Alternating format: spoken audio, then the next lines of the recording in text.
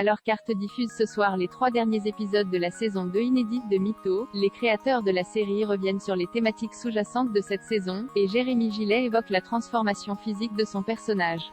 Proposition de dramédie inédite dans le paysage audiovisuel français avec son univers étrange et décalé, Mytho est de retour sur Arte pour une saison 2 plus radicale.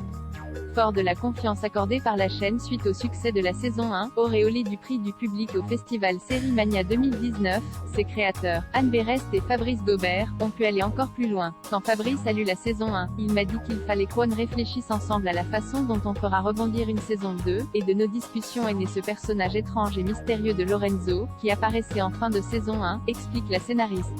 La série est formidable pour traiter de la famille parce que de temps en temps, on peut lâcher un personnage pour s'intéresser à un autre. Elvira, Marina Hans, est toujours présente dans la saison 2, mais d'une manière assez différente, et la série devient plus chorale, poursuit Fabrice Gobert, co-scénariste et réalisateur.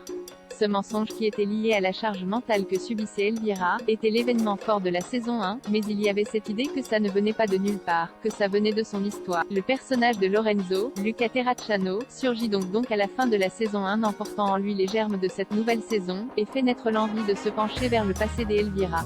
Cette saison 2 continue d'explorer la question du mensonge, avec ce passé qui surgit et que Elvira ne parvient plus à cacher. Après avoir parlé des ravages que le mensonge pouvait faire, on s'est dit que la vérité pouvait être aussi destructrice pour une famille, explique Fabrice Gobert. J'avais très envie d'aborder le thème de l'emprise qui traverse la saison, renchérit Anne Berest.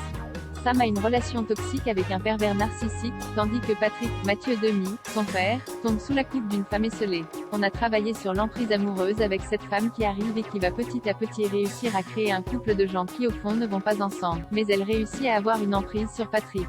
Il y a aussi la présence de Madame Ménard et de cette secte qui a une emprise sur les filles d'Elvira. Ça nous intéressait beaucoup, ce thème sous-jacent. Il faut des thèmes secrets dans l'écrit. On va presque vers une comédie du remariage dans cette saison, mais le thème sous-jacent, c'était cette notion d'emprise qui nous passionne beaucoup. Fabrice et Sam, de son côté, a une relation toxique avec un pervers narcissique. Renan, Théo Augier, un jeune étudiant en lettres arrogant et manipulateur.